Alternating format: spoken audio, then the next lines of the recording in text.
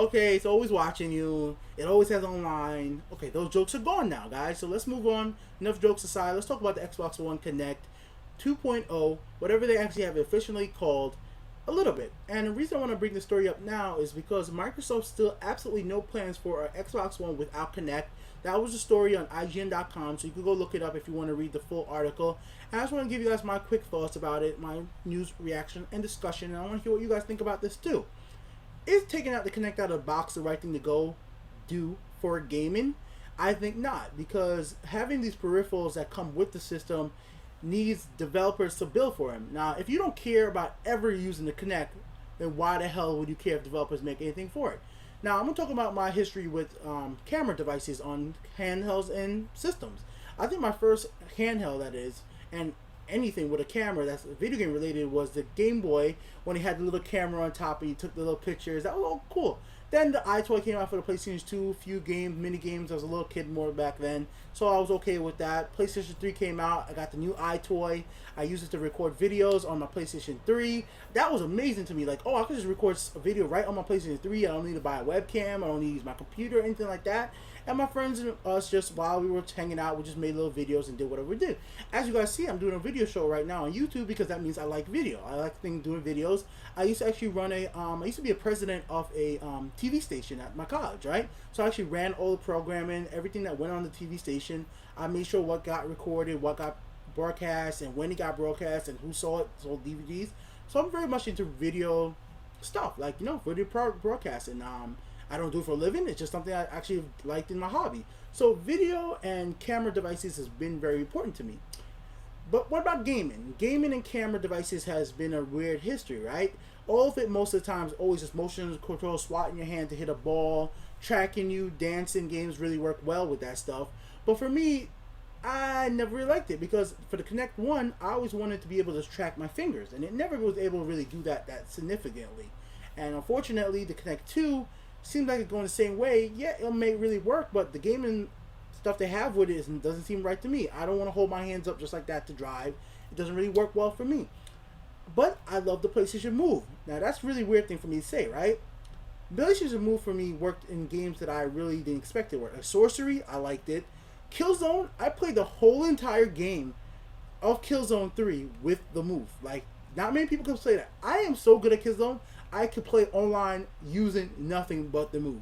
But if you guys watch my channel, you guys know I'm very into Killzone, so maybe I'm a little better than most people at Killzone normally, because I can play with a controller or I can play completely with the Move, but I'll play a whole lot of Killzone. I'm playing it for the Mercenaries Edition right now. So what does all got to do with the Kinect? The Kinect doesn't have any peripherals that interact with it just like the Move does. The Move tells you its location in the world, and you can use it to sculpt stuff. It's like a pencil. Like, I feel like I'm rambling, but my whole point to it is, if they take out the Kinect and they set it $100 cheaper, there won't be a way for developers to make games for the Kinect that I would actually like.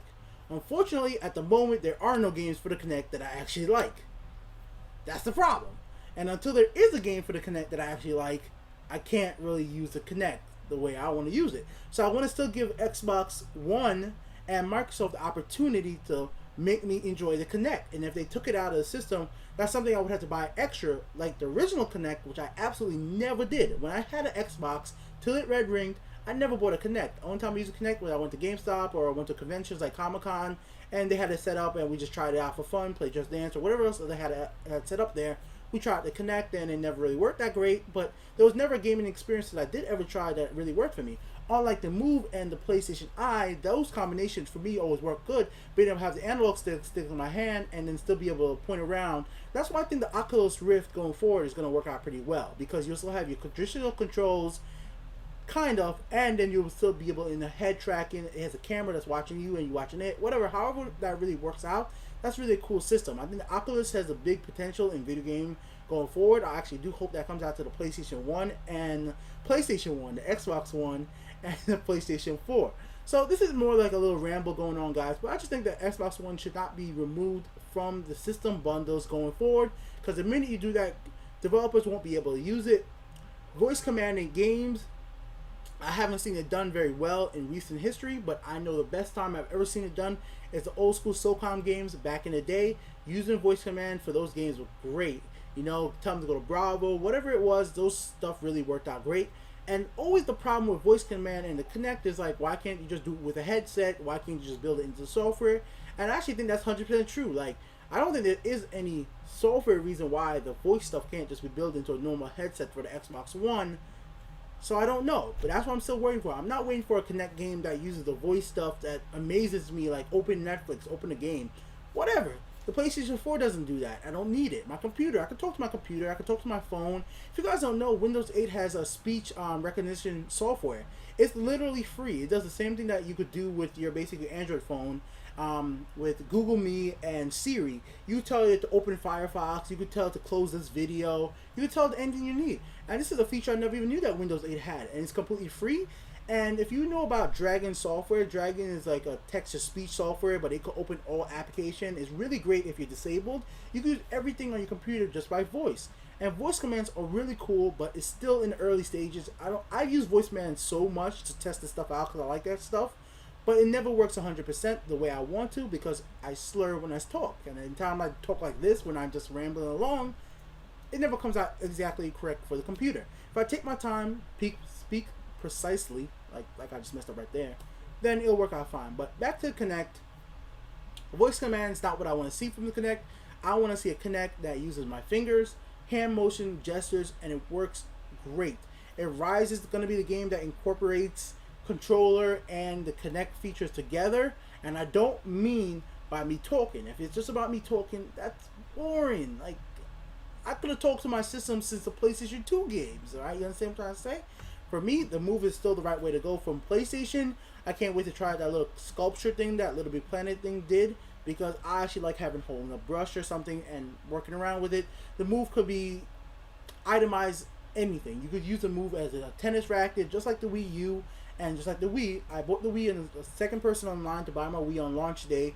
And that's because I freaking loved Wii Bowling, the demo I played. And I played Wii Bowling and Wii everything else for years until the Wii got tired. So motion control is not dead for me. I can't wait to see what Oculus Rift does. Kinect 2, I want to see what it does. They just need to figure out another way to lower the price of the system with keeping the Kinect in the box so developers can still use it. But this would be with the UntitledGameShow.com. We're a little rambling, a little rant, I guess you could say. Keep the Kinect in the box and find some other way to drop the price, Microsoft. Peace out. Hey, what's up, everybody? Be here with the UntitledGameShow.com, here to ask you for your support in a quick ad. Won't take up much of your time. Are you a human being? Do you shop on Amazon? If the answer to these questions are yes, then you could help make the Untitled Game Show grow. Any purchases made through the Amazon link on the UntitledGameShow.com will help us, like this pre-order of the PlayStation 4. You can click the link, it brings you right to the Amazon website, and you check out just like normal.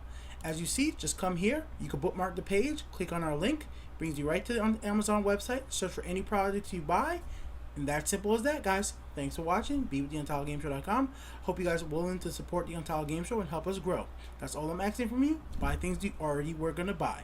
Thanks for watching.